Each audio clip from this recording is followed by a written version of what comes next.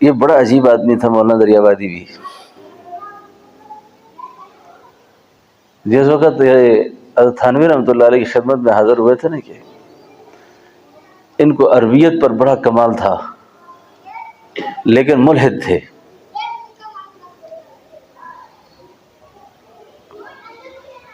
Boat suit پہنا ہوا مولانا وہ کیا کہتے ہیں اکبر الہ آبادی کو کہنے لگے کتاب تو قرآن بڑی دلچسپ ہے، بڑی دلچسپ پیرائے میں لکھی ہے، بڑا زبردست عنوان ہے اس کا، لیکن میرے کچھ اشکالات ہیں اس پر،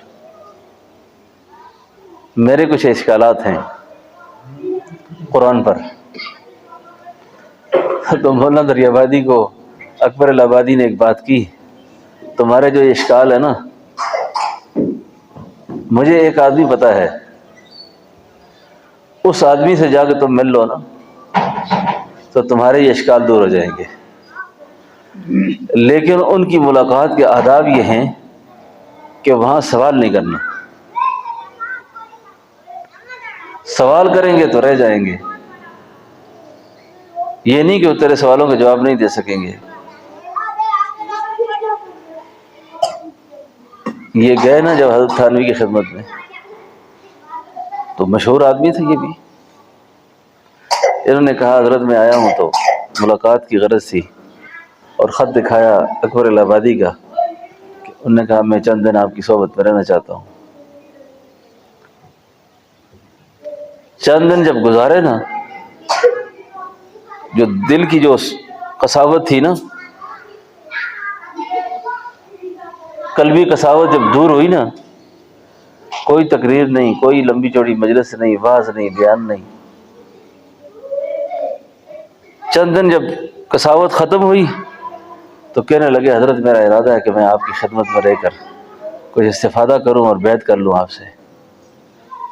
تو میں ٹھیک ہے، ہم اسی کام کے لیے بیٹھے ہوئے، آ جاؤ. یہ جو عقدہ یہاں میں ابھی بیان کر رہا ہوں نا، فی قلوبہم مرض فزادہم اللہ مرضا، یہ ایک بیماری ہے.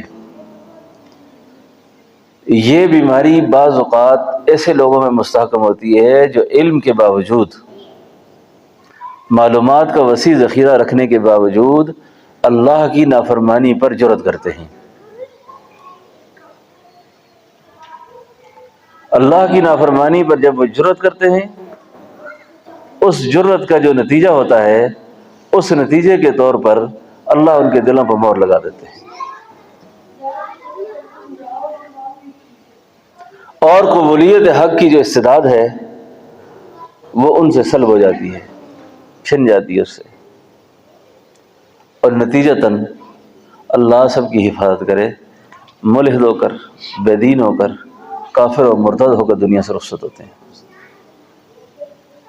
کیونکہ ان کے دلوں میں شاعر اللہ کی عظمت نہیں ہوتی، اللہ کے عظمت کا کوئی ایسا خاص پرواہ نہیں رکھتے. تو مولانا دریابادی جب حضرت سے تعلق ہوا، پھر حضرت کے مجاز ہو گئے، پھر حضرت نے ان کو فرمایا اب تفسیر لکھو، اب تفسیر لکھو. پھر یہ تفسیر ماجدی اس کے بعد لکھی. اور جس وقت اس جگہ پہ پہنچے نا، جس جگہ میں بیان کر رہا ہوں، کیونکہ ایک آدمی ایک بیماری سے گزرا ہوا تھا نا، تو اس بیماری کا اس آدمی کو زیادہ پتہ ہوتا ہے جو اس کو بیمار بھی ہو، پھر اس کا علاج بھی ہو جائے. اور اس کے علاج کے نتیجے میں جب صحت مل گئی تو یہ بڑی بھاری قسم کی یہاں انہوں نے گفتگو فرمائی یہاں پر. تو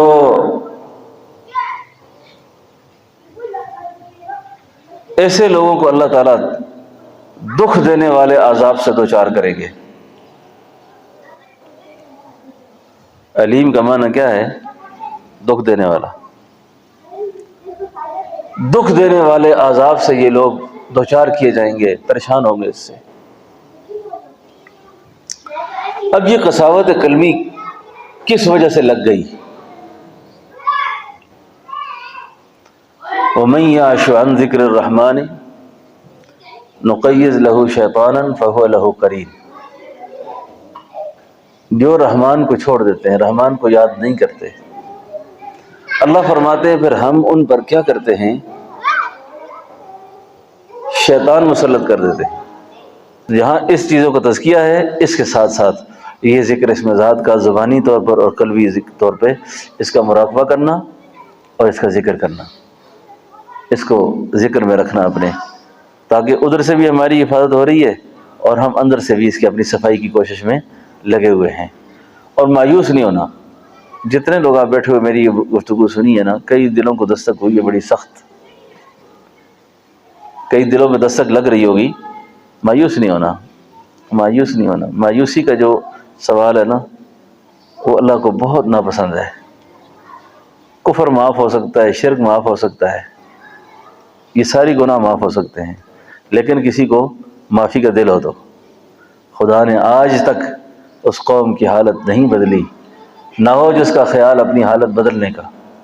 آپ بدلنے کا ارادہ کر لیں، بدلنے کا، اللہ بدلیں گے،